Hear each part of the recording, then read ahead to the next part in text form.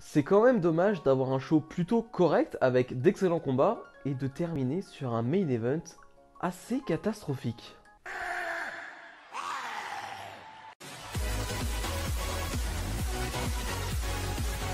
Et bonjour à tous, on se retrouve aujourd'hui pour les résultats de Raw du 24 mai 2021. Le show qui va s'ouvrir comme la semaine dernière avec Bobby Lashley et MVP. MVP qui va rappeler que Bobby Lashley est le champion de la WWE. Merci MVP, on le savait pas. Et il va surtout nous rappeler que Drew McIntyre est dans les pattes de Bobby Lashley depuis quelques semaines, alors que Bobby Lashley l'a battu à Backlash, l'a battu à WrestleMania, donc c'est un peu relou hein, dans le sens là, c'est-à-dire que pourquoi il est encore dans ses pattes alors qu'il l'a déjà battu deux fois. Drew McIntyre va arriver comme la semaine dernière en disant qu'il veut son rematch, blablabla. Et le seul personnage intéressant dans ce segment, c'est Kofi Kingston qui va arriver en disant que lui, il a fait quelque chose que Drew McIntyre n'a pas réussi ces derniers mois. Et il a battu Bobby Lashley la semaine dernière. Donc voilà, lui, il a jamais eu son rematch pour le titre de la WWE. Donc c'est pour ça qu'il est venu la semaine dernière. Et donc voilà, lui, il est plus légitime que Drew McIntyre, ce qui est vrai en soi. Et Adam Pearce va arriver pour annoncer que tout de suite après, on va avoir Kofi Kingston face à Drew McIntyre pour avoir une opportunité. Le gagnant aura une opportunité à Hell in a Cell contre Bobby Lashley. Voilà, ça c'est plutôt intéressant, c'est plutôt intelligent, on s'en doutait. Mais voilà, le segment d'ouverture est un peu redondant. C'est un peu la même chose que la semaine dernière, à part vraiment le vrai ajout de Kofi Kingston qui est intéressant dans ce segment. Sinon, c'est pas terrible. On enchaîne donc avec Drew McIntyre face à Kofi Kingston. Le gagnant ira affronter Bobby Lashley à Hell in a Cell. Quel combat, vraiment, j'ai surkiffé le combat. Alors, je m'attendais à un bon combat, mais là, pour le coup, c'était un excellent combat, vraiment. En plus, ils vont leur laisser beaucoup de temps. C'est-à-dire que, alors, je sais pas, parce qu'avec les pubs, je ne sais pas combien de temps ça dure, mais je dirais que, allez, le match, avec les pubs, doit durer 25-30 minutes, quelque chose comme ça, si j'abuse pas. Donc, ce qui est quand même extrêmement long, mais j'ai pas vu le temps passer. Vraiment, j'ai pas vu le temps passer. J'ai vraiment kiffé mon moment. On a un Drew McIntyre qui va vraiment surdominer le combat avec sa puissance, qui va contrer à chaque fois ce que fait Kofi Kingston, qui va essayer de voltiger, qui va essayer de faire tout pour gagner ce combat, mais ça ne va pas marcher parce que Drew McIntyre est trop fort, est trop puissant. Je pense surtout à un moment donné à un compte que j'ai adoré où Kingston veut porter la guillotine à la manière d'un Roman Reigns. Mais non, Drew McIntyre n'accepte pas et lui porte une souplex. Enfin bref, c'est vraiment un enchaînement de contres de Drew McIntyre avec un Kofi Kingston qui joue le babyface parfait. Hein. Kofi Kingston est parfait dans ce rôle-là de babyface qui ne veut pas abandonner et qui ne veut pas lâcher ce combat. Il est super pour ça et franchement ça nous donne un excellent combat avec une fin pourrie. Voilà, une fin où Bobby Lashley va intervenir et va frapper je ne sais plus qui, mais en tout cas ça va causer une disqualification. Donc pas de vainqueur dans ce combat. Tout ça pour ça. D'accord, voilà. Ça, c'est WWE, c'est-à-dire quand tu fais un super combat de 25-30 minutes et tu termines sur une disqualification. Voilà. Classique WWE. Bref, en backstage, je crois, Adam Pearce va aller voir Bobby Lashley, va lui dire que, voilà, la semaine prochaine, il y aura Drew McIntyre face à Kofi Kingston pour la même chose, hein, pour la même chose, c'est-à-dire que le gagnant affrontera Bobby Lashley à Hell in a Cell, et si Bobby Lashley intervient, il sera suspendu 90 jours. Voilà, super. Tout ça pour ça, enfin bref, voilà, je trouve que la WWE, encore une fois, gâche un super combat. Nikki Cross qui fait son retour à Raw, je précise bien à Raw parce qu'on l'a déjà vu du côté du Main Event, hein, ceux qui regardent encore Main Event, mais voilà, en tout cas, on la revoit du côté de Raw, fait face à la championne de Raw, donc Rhea Ripley, et c'est un time to beat. Voilà, Rhea Ripley doit battre Nikki Cross en 2 minutes, à ce que j'ai compris. Et il se passe pas grand chose en 2 minutes, hein. C'est-à-dire qu'on attend de voir si Rhea Ripley peut la battre et ça n'arrive pas. Voilà, Rhea Ripley qui n'a pas l'air de comprendre les règles, c'est-à-dire qu'elle va frapper dans le coin Nikki Cross pendant 10 secondes, elle va faire ça. C'est pas comme ça que tu es censé gagner un match et le match va se terminer là-dessus avec une Nikki Cross qui a gagné. D'accord. Ouais. Je ne sais pas quoi dire. Vraiment, je n'ai pas compris l'intérêt de faire ça. Cette stipulation, je n'ai pas compris. Rhea Ripley qui ne comprend pas les règles. Enfin, je veux dire, Rhea Ripley a l'air débile dans ce segment. Vraiment, elle a l'air complètement débile. Elle comprend pas les règles. Voilà, vraiment, c'est la championne débile. Voilà, elle perd, mais débilement. Et Nikki Cross qui célèbre comme si elle avait gagné la Coupe du Monde. Ok, vraiment, la W ne s'est pas bouquée, c'est championne. Vraiment, c'est un truc de fou. Vraiment, un Raw, hein, quand c'était Asuka, là, quand c'était Rhea Ripley, ils savent pas les bouquer. Vraiment, ils ne savent pas les bouquer. J'étais hyper content de voir Rhea Ripley championne, mais ils ne savent pas bouquer une championne. C'est assez fou. Mais je veux bien que tu n'arrives pas avec certaines choses, mais là, c'est de l'abus. Là, tu fais un time to beat et elle ne comprend pas les règles. Elle ne comprend pas les règles. Bref, ça m'a énervé. Asuka face à Charlotte Flair. Oui, une nouvelle fois, on a Asuka face à Charlotte Flair.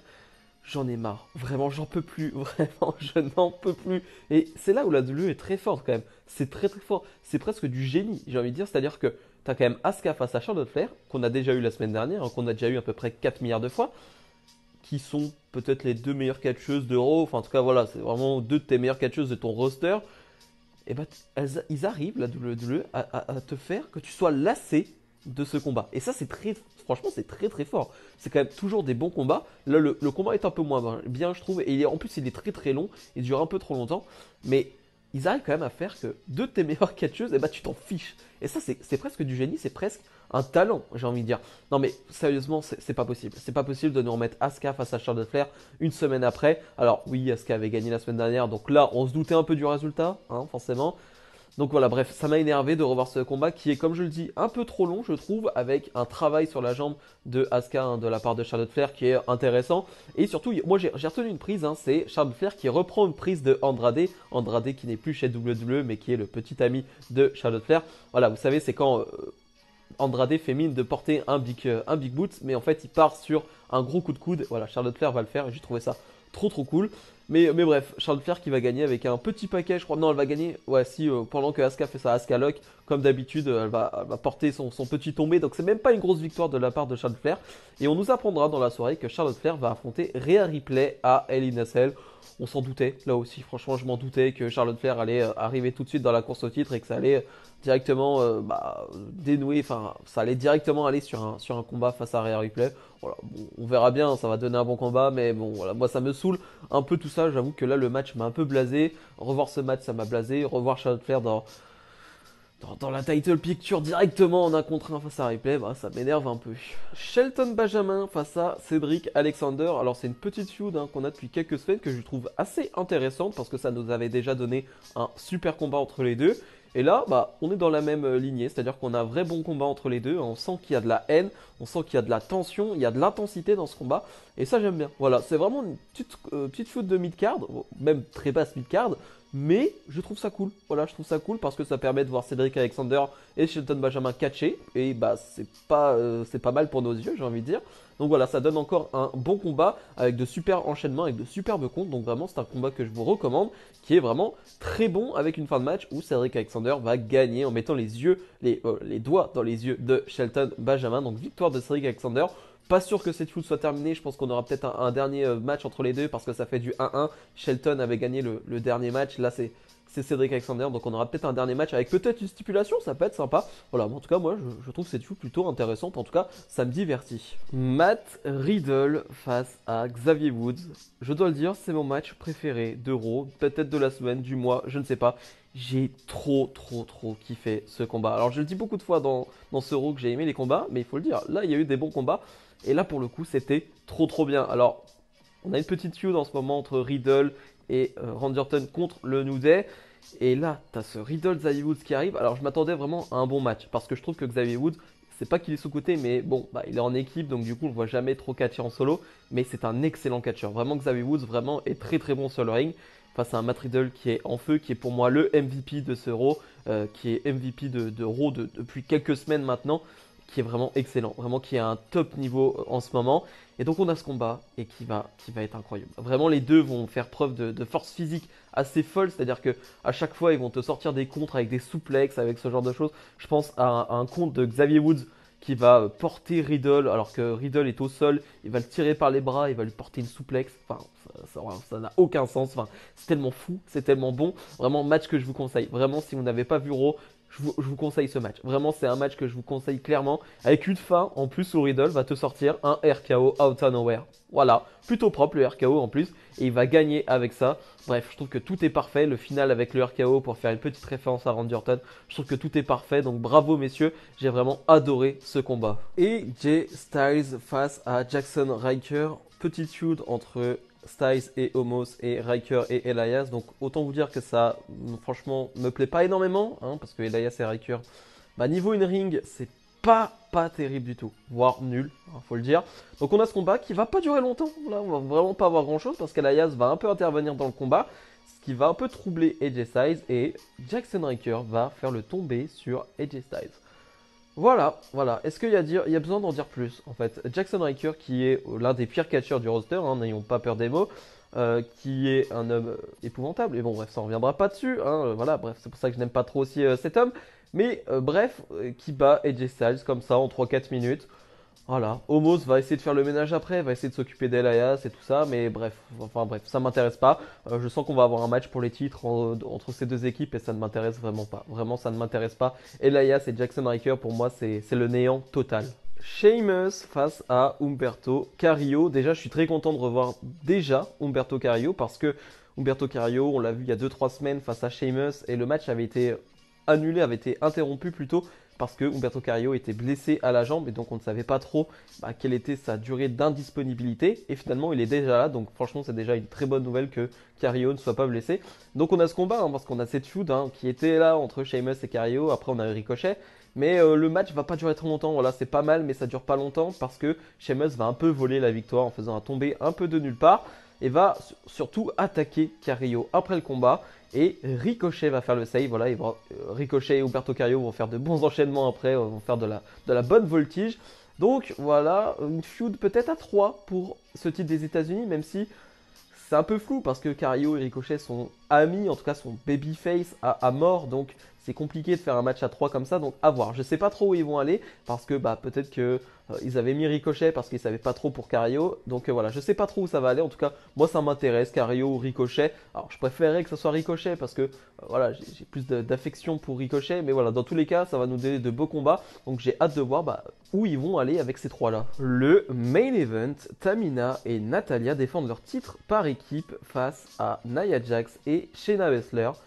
Ce n'est pas un prank, ce n'est pas une blague, non, c'est bien le main event, un match par équipe féminin entre Tamina, Nia Jax, Natalya et Shayna Baszler. On va essayer de rester calme, on va essayer de prendre ça à la légère, on va essayer de pas s'énerver. C'est-à-dire que tu as un show de 3 heures, hein, tu as un show vraiment de 3 heures avec de gros superstars, avec un Drew McIntyre, avec du Lashley, avec un super match, Xavier Woods face à Matt Riddle. Le show est pas si mal, franchement le show, moi je prends du plaisir. Et tu as ce main event, quand il arrive je me dis, ça peut pas être le main event, ça ne peut pas être le main event. C'est un match, donc pour résumer, c'est un match qu'on a vu des dizaines de fois et je ne suis même pas sûr d'abuser, vraiment. C'est un match qu'on a vu des dizaines de fois qui n'a jamais été bon. Voilà, le match n'a jamais été bon. Il a été, allez, tout au mieux correct. Voilà, au plus, il a été correct. Voilà, franchement, c'est tout. Et on te le met dans le main event. Tout ça parce qu'il y a une certaine hype sur les réseaux sociaux pour Tamina, Natalya. Voilà, il y a une certaine hype pour cette équipe-là. Alors moi, je ne fais pas partie de cette hype. Hein, vraiment, j'en ai rien à faire de Tamina et Natalya. Et donc, je vois ça en main event. Je me dis, mais on se fout de nous. Ça ne peut pas être le main event. Eh bien, si. C'est bien le main event, donc match correct, sans plus. Voilà, c'est-à-dire que voilà, il n'y a pas de fausses notes, il n'y a pas de botch, mais c'est pas emballant quoi, c'est pas excitant, il n'y a rien vraiment pour te donner envie. Alors à part la fin de match qui te fait espérer un truc, mais bon, franchement, qui espère ça? C'est-à-dire que Reginald va partir, mais il y a des flammes qui vont sortir de nulle part, donc ça fait sûrement référence à Alexa Bliss qui est un peu dans cette division. C'est pas trop ce qu'elle fait, mais peut-être que c'est Alexa Bliss qui a fait actionner ces flammes. Enfin bref, je ne sais même pas avec ces explosions. Je ne sais même plus quoi dire. Donc voilà, peut-être une Alexa Bliss qui est là-dedans. Donc Shayna Baszler va être un peu distraite et Natalya va gagner avec un roll-up. Voilà, le match en plus du main event se termine sur un roll-up. Voilà. Voilà, il n'y a rien d'autre à dire. C'est-à-dire que voilà, c'est vraiment juste décevant de voir déjà ce match en main event et ce match est pas bon. Donc vraiment, on n'est pas loin de la catastrophe, on n'est pas loin de l'horreur. Bilan de ce Raw. Pour être honnête, avant ce main event, je trouve que c'est un Raw correct, qui est plutôt bon par rapport au Raw qu'on a dans l'habitude, parce qu'on a eu de bons combats. Alors, on n'a pas eu de segment, et ce qui est pas si mal, c'est-à-dire qu'on a eu que le segment d'arrivée, d'entrée, j'ai envie de dire d'intro avec Bobby Lashley, mais c'est tout. Sinon, on n'a pas eu trop de longues promos, de segments, on a eu vraiment que des combats, et c'est pas plus mal des fois, parce que les combats dans la plupart étaient vraiment très bons.